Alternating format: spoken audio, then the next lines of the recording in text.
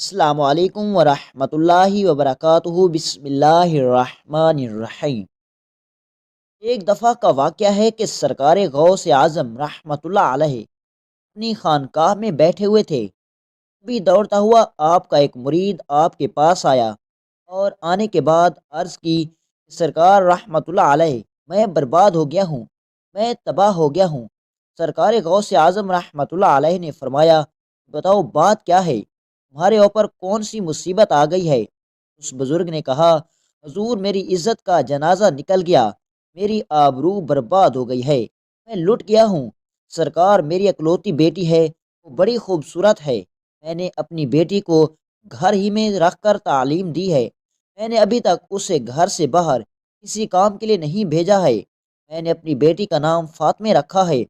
سرکار میری بیٹی میری اجازت کے بغیر کبھی گھر سے باہر بھی نہیں جاتی، لیکن آج جب میری بیٹی چھت پر گئی تو وہ چھت سے واپس نہیں آئی۔ میری چھت پر دیوار بھی اتنی اونچی ہے جو وہ دیوار پھلانگ کر بھی نہیں جا سکتی، لیکن پھر بھی میں نے اپنے دل کو تسلی دیتے ہوئے اپنے آس پڑوس میں پتہ کروا لیا اور رشتہ داروں میں بھی پتہ کروا لیا ہے، مگر کہیں بھی میری بیٹی کا نام و نشان نہیں ملا ہے۔ سرکار غوث اعظم رحمۃ اللہ علیہ، میری بیٹی مجھے چاہیے اور زندہ چاہیے۔ سرکار غوث اعظم رحمۃ اللہ علیہ نے فرمایا، ٹھہر جاؤ، اور سرکار غوث اعظم نے اپنی آنکھوں کو بند کر لیا۔ چاندی لمحوں کے بعد آنکھیں کھولی اور اپنے اس مرید سے فرماتے ہیں، اپنے دل کے خوف کو دور کر دو، تمہاری بیٹی آج ہی ملے گی اور زندہ ملے گی اور پوری عزت کے ساتھ ملے گی۔ سرکار غوث اعظم رحمۃ اللہ علیہ نے فرمایا، اے میرے مرید، کیا تم جانتے ہو کر کے ویرانے کو؟ اس مرید نے عرض کیا، سرکار وہ تو بڑا بھیانک جنگل ہے، بڑا دہشت ناک جنگل ہے، دن میں بھی وہاں جاتے ہوئے ڈر لگتا ہے۔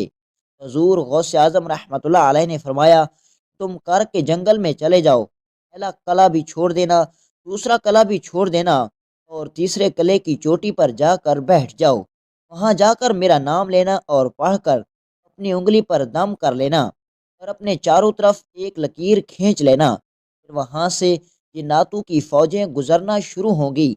وہ جنات دھاڑتے ہوئے بھیانک آواز نکالتے ہوئے تمہارے اوپر حملہ کرنے کی کوشش کریں گے، لیکن کوئی بھی جن میرے نام کی کھینچی ہوئی لکیر کو پار نہیں کرے گا، یا وہ تمام جنات کی فوج چلی جائے گی تو آخر میں شہنشاہ جنات کی سواری آئے گی، اور وہ شہنشاہ جنات اتنا طاقتور ہے، وہ بڑے بڑے پہاڑوں اور درختوں کو اکھاڑ سکتا ہے، وہ سب کام تو کر سکتا ہے، لیکن میرے نام کی کھینچی ہوئی لکیر کو وہ بھی پار نہیں کر سکتا۔ پھر وہ شہنشاہ جنات آپ سے پوچھے گا، پھر آپ اس کو اپنی پوری داستان بتا دینا۔ میں حضور غوث اعظم رحمۃ اللہ علیہ کا مرید ہوں، انہی کا بھیجا ہوا ہوں، مجھے میری بیٹی آج ہی چاہیے اور زندہ چاہیے اور پوری عزت کے ساتھ چاہیے۔ اگر میری بیٹی کو کچھ ہوا تو میرے پیر کے قہر سے پوری قوم جنات کو کوئی نہیں بچا سکے گا۔ حضور غوث اعظم کا یہ مرید کر کے ویرانے کی طرف چل دیتا ہے، دو قلعے چھوڑنے کے بعد تیسرے قلعے پر بیٹھ جاتا ہے، کر کے ویرانے پر جا کر حضور غوث اعظم کا نام لے کر اپنی انگلی پر دم کرتا ہے اور چاروں طرف لکیر کھینچ کر بیٹھ جاتا ہے۔ جنات کی فوج گزرنا شروع ہو جاتی ہیں، بڑے بڑے خطرناک جن گزرتے ہیں اور اس پر ہر طرف سے حملہ کرتے ہیں، لیکن سرکار غوث اعظم رحمۃ اللہ علیہ کے نام پر کھینچی ہوئی لکیر کو جب وہ چھوتے ہیں تو اس سے ٹکرا کر بھاگ جاتے ہیں۔ سارے جنات کی فوج چلی گئی، آخر میں شہنشاہ جنات کی سواری آتی ہے، وہ اپنی پوری شان و شوکت کے ساتھ آ رہا تھا۔ جب اس نے اپنے راستے میں ایک انسان کو بیٹھا ہوا دیکھا تو شیر کی طرح دھاڑتا اور ہاتھی کی طرح ہانک بھرتا ہوا اپنی پوری قوت کے ساتھ اس مرید پر حملہ کرنے کے لیے لپکا، لیکن جیسے ہی حضور غوث اعظم رحمۃ اللہ علیہ کے نام پر کھینچی ہوئی لکیر سے ٹکرایا، وہیں پر گھٹنے ٹیک کر بیٹھ گیا اور اس سے پوچھتا ہے، تم کون ہو اور کہاں سے آئے ہو؟ حضور غوث اعظم رحمۃ اللہ علیہ کے مرید نے اپنا پورا مقدمہ پیش کیا، اے جنات کے بادشاہ، میں حضور غوث اعظم کا مرید ہوں، میری خوبصورت اور حسین و جمیل کنواری بیٹی چھت پر گئی تھی اور وہاں سے میری بیٹی غائب ہو گئی، کوئی جن اس کو اٹھا کر لے گیا ہے، مجھے لڑکی آج ہی چاہیے اور زندہ چاہیے اور عزت کے ساتھ چاہیے۔ جب شہنشاہ جنات نے حضور غوث اعظم رحمۃ اللہ علیہ کا نام سنا تو اپنی فوج کو واپس بلایا، اور واپس بلانے کے بعد کہا، یہ حضور غوث اعظم رحمۃ اللہ علیہ کا مرید ہے، اس کی بیٹی غائب ہو گئی ہے، کوئی جن اسے اٹھا کر لے گیا ہے۔ تم پوری دنیا کے کونے کونے میں پھیل جاؤ، سمندر کی گہرائیوں میں اتر جاؤ، کنووں کی گہرائیوں میں اتر جاؤ، پہاڑوں میں، ویرانوں میں تلاش کرو، جنگلوں میں تلاش کرو، آبادی میں تلاش کرو، جیسے بھی ہو اس لڑکی کو لے کر آنا، اور جو جن اس لڑکی کو لے کے آیا اس کو بھی لے کر آنا۔ پوری جنات کی فوج چل دیتی ہے، مگر شہنشاہ جنات نے پھر ان لوگوں کو واپس بلایا، اور بلانے کے بعد کہا، اگر یہ مت آ کر مت کہنا کہ لڑکی ہمیں نہیں ملی، اس لیے کہ اگر لڑکی جنات کے پاس نہ ہوتی تو حضور غوث اعظم رحمۃ اللہ علیہ اپنے مرید کو میرے پاس کبھی نہیں بھیجتے۔ ساری کی ساری جنات کی فوج سمندروں کی تہہ میں، کھنڈروں میں، آبادی میں، ویرانوں میں، جنگلوں میں، پہاڑوں میں لڑکی کو تلاش کرنا شروع کر دیتے ہیں۔ بہت ہی مشکل کے بعد جو جن اس لڑکی کو لے گیا تھا اس کو اور اس لڑکی کو شہنشاہ جنات کے پاس لے جاتے ہیں۔ ان جنات نے کہا، اے شہنشاہ جنات، ہم نے اسے بڑی مشکل سے تلاش کیا ہے۔ جنات نے اس جن سے کہا کہ تیری ہمت کیسے ہوئی؟ کیا تجھے پتہ نہیں کہ حضور غوث اعظم رحمۃ اللہ علیہ کون ہے؟ تجھے ان کی شہر سے لڑکی لے جاتے ہوئے ڈر نہیں لگا؟ جن نے کہا، اے شہنشاہ جنات، میری اتنی ہمت تو نہیں تھی، لیکن میں کیا کرتا؟ میں ہوا میں اڑتا ہوا جا رہا تھا۔ یہ لڑکی اپنے مکان کی چھت پر اس انداز میں کھڑی تھی کہ اس کے بال بکھرے ہوئے تھے، اس کا چہرہ کھلا ہوا تھا، اور یہ اپنے نازو انداز میں کھڑی ہوئی تھی۔ شہنشاہ جنات نے کہا کہ تم نے پوری قوم جنات کو خطرے میں ڈال دیا ہے۔ اگر شیخ صاحب جلال میں آ جاتے تو پوری قوم جنات کو پوری دنیا کے کسی کونے میں جگہ نہ ملتی۔ اور شہنشاہ جنات نے اتنا کہہ کر ایک جلاد جن کو بلایا، اس کو حکم دیا، اس جن کی گردن کو جس نے اس لڑکی کو اٹھا دیا تھا دھڑ سے لاک کر دو، اس کو قتل کر دو، اور اس لڑکی کو سرکار غوث اعظم رحمۃ اللہ علیہ کے مرید کے حوالے کر کے شہنشاہ جنات نے کہا، یہ لو اور شیخ صاحب کی بارگاہ میں میرا سلام عرض کر دینا، اور تمہاری بیٹی آج ہی پوری عزت کے ساتھ تمہیں مل گئی ہے۔ شہنشاہ جنات اتنا کہہ کر چل دیتا ہے۔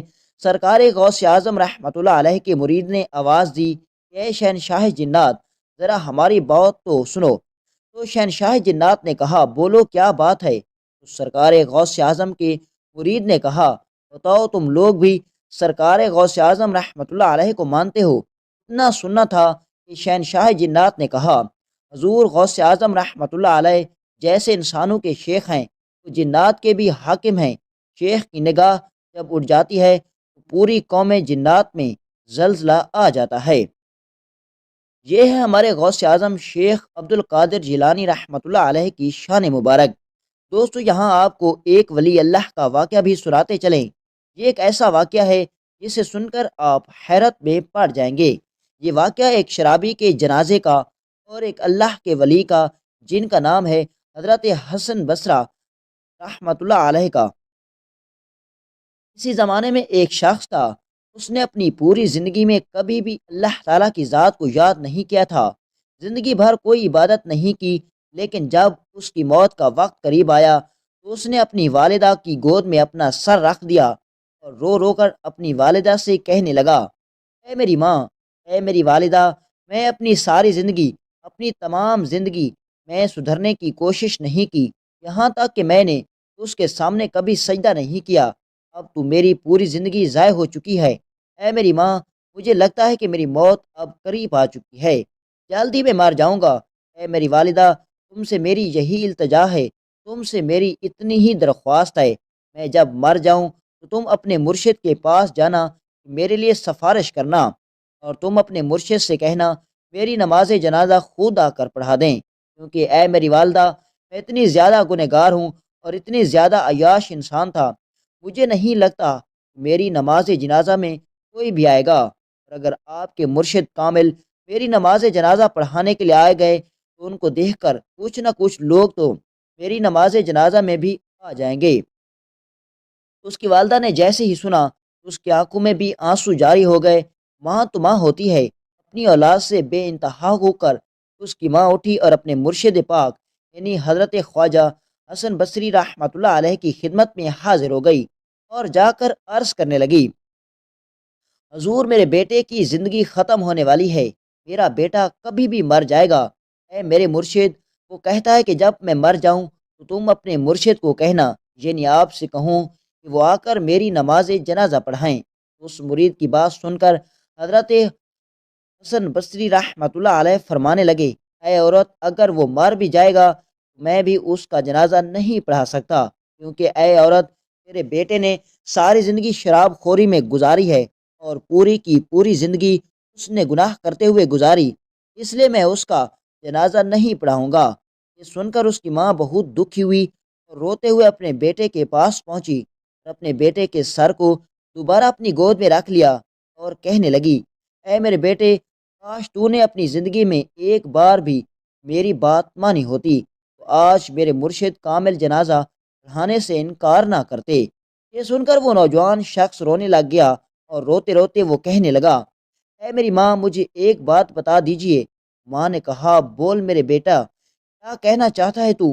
وہ شرابی شخص کہنے لگا: ماں، مجھے صرف اتنا بتا دے، میرے گناہ زیادہ ہیں، میرے اس کریم رب کی رحمت زیادہ ہے، میری بدکاریاں زیادہ ہیں، یا پھر اس رب کریم کی رحمت زیادہ ہے؟ اور ماں ایک دم خاموش ہو گئی اور ماں نے کوئی جواب نہ دیا۔ اس کے بعد رو رو کر پھر سے بیٹا کہنے لگا: اے ماں، مجھے ذرا ایک بات تو بتا دے، اگر ایک لمحے کے لیے تجھے موقع ملے، گناہگار کی ماں، اگر تو چاہے تو تیرے گناہگار بیٹے کو جنت میں بھیج دیں، اور اگر تو چاہے تو اسے جہنم میں بھیجے، تو اے میری ماں، تو ہی بتا، تو مجھے کہاں ڈالے گی؟ مجھے جنت میں ڈالے گی یا جہنم میں بھیجے گی؟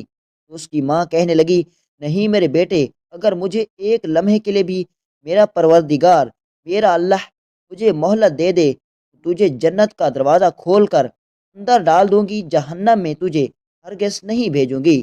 نوجوان پھر سے رو کر کہنے لگا: اے میری ماں، اگر تو مجھے ایک ماں کی محبت کے لیے جنت میں نہیں جہنم میں نہیں ڈال پائے گی، وہ جو میرا اللہ، میرا خدا مجھے 70 ماؤں سے بھی زیادہ محبت کرنے والا ہے، وہ مجھے جہنم میں آخر کیسے ڈال سکتا ہے؟